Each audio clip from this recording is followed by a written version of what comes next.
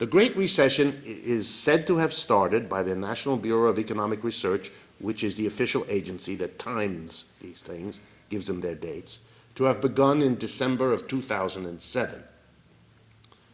That already makes it one of the longest downturns since the Second World War, just using their counting system. In December of 2007, the official unemployment rate of the United States, as released by the Bureau of Labor Statistics, the government agency charged with doing that, counted 7 million Americans looking for work and unable to find it. December 2007. Here we are in October 2009, and the official unemployment released by the Bureau of Labor Statistics is now 15 million Americans. Okay? So in a period of less than 2 years, we have more than doubled the number of people, and they continue to go up across this entire time. That is not a recovery. That is simple. To call that a recovery requires things that even Madison Avenue advertisers would find difficult to work with. But if the media want to, and if the politicians need it, they can try to dress this thing up. Next thing. The current rate of foreclosure filings. That's important to keep in mind. A foreclosure, for all of you, I assume you all know what it is. Basically, it means you've taken out a mortgage on a property and you can't make the monthly payments. And when you can't do that, the lender has the legal right to come and seize the property, chuck you out, sell the property, take whatever money they can get from selling the property to pay themselves the loan you're no longer able to pay, and if there's anything left over, you can have that. Of course, what this means is that the foreclosing entity has no incentive to get the best price. Their only incentive is to get as much as they need to repay what you owe. And so they dump the property, basically. They sell it for the minimum that they can, which is partly why we see the plunging price of houses as banks who foreclose dump the properties that they don't want to hold anyway. In any case, a foreclosure is just a name for it, the legal name for the process that a lender goes through to throw you out of the house. The sheriff comes, gives you a piece of paper, you don't do the right thing, namely come up with the money, which you probably can't because you don't have it, and the sheriff returns a few days later, usually with 2 or 3 other large persons, to escort you out of the house or to throw you out and your furniture too. And that is happening all over the United States. The current rate of the filing processes that are begun that lead to the eventual foreclosure are now running at 350,000 per month, new ones. And that's the highest since December of 2007. So by the standard of unemployment and by the standard of housing foreclosures, there is no recovery. There's nothing remotely like a recovery. Whatever the opposite of recovery is, that's what we got. But we're not done. We're not done. There are other measures. The Bureau of Labor Statistics has a whole set of unemployment measures. And they get the initials U, capital letter U for unemployment, -1, -2, -3, because they're different ways of counting. The one I want to mention to you is called U6, U-number 6, and here's what it counts. The number of adults looking for work and unable to find it. That's the 7 to 15 million I referred to a couple minutes ago. But to that they add what are called officially, these are their names, discouraged workers. Those are the people who have been looking for a certain period of time and are no longer looking. They've basically given up. That's why they're called discouraged. And the third group added to the U6 are the people who have a part-time job but not out of choice. They want a full-time job, but they have a part-time job. So the U6 adds those 3 together.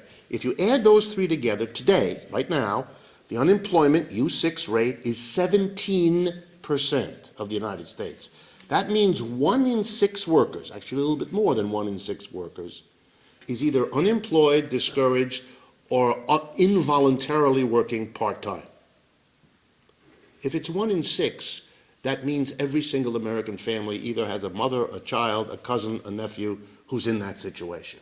And one of the first things that happens to an American family, if one member is in that situation, is that sooner or later that one member turns to other members of the family and the network for help, so that the burden is immediately spread. So the number of people that are not touched by this downturn, is small. And the number of people who are is the vast majority of the American people, which explains in part the level of anger, to which I will come back later, that is percolating through our society and that promises to get much worse. So by all those measures, and one more, there's no recovery. There is one measure that needs to be kept in mind because there's a delay between the unemployment and the foreclosure and what I'm about to talk about. The thing I want to stress for you is that when economies go down like this, especially when they go down so far and they last down so long, is that the mass of people become more and more dependent on government services to help them out in these distressed situations, whether that be unemployment compensation, whether that be problems for homeless people. And you do understand, right, that we're a society now which is throwing tens, if not hundreds of thousands of people out of their homes. So that in many communities, including New Haven, it is not difficult to imagine the following scenario as becoming part of our landscape. On the one hand, people who have no home. On the other hand, something these homeless people can now gaze upon, namely empty homes. So we are a society that can't solve the problem of a homelessness side by side with lots of unoccupied homes. There are even, if this lunacy isn't bad enough, there are even communities, and I think of one in particular, Cleveland, Ohio, a horribly distressed city, on a scale almost of Detroit. You have to say almost because nothing is quite like Detroit, but almost Cleveland. Cleveland is unique because it has so many abandoned houses that the people who were neighbors of the houses being abandoned were getting freaked out because drug folks and teenagers looking for a place to do what teenagers need to do were doing it in those houses next door, and that depressed the value of the people who were paying their mortgage, freaking them out, and those people demanded something. And the clever city fathers of Cleveland discovered a law on the books in the United States, it's been on the law for a while, that allowed Cleveland to apply for federal money, which it got, to help solve this problem, get ready now, by tearing down the abandoned houses, many of which had been built 3 or 4 or 5 years ago.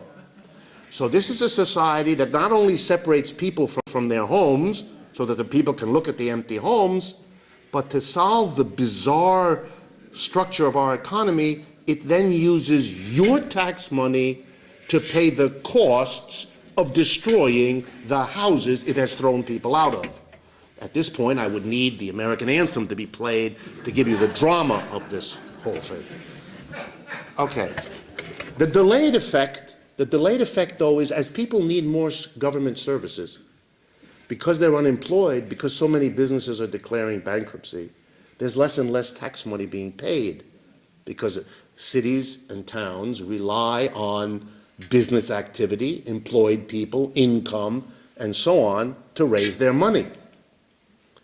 But it takes a while. For example, as property values go down, it takes a while for the city assessor in Hamden, New Haven, East Haven, or anywhere else to adjust the properties down.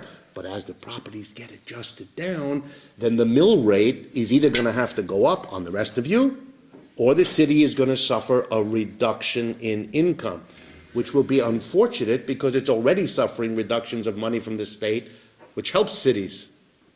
And the federal government, as you all know, is in hock up to its nose.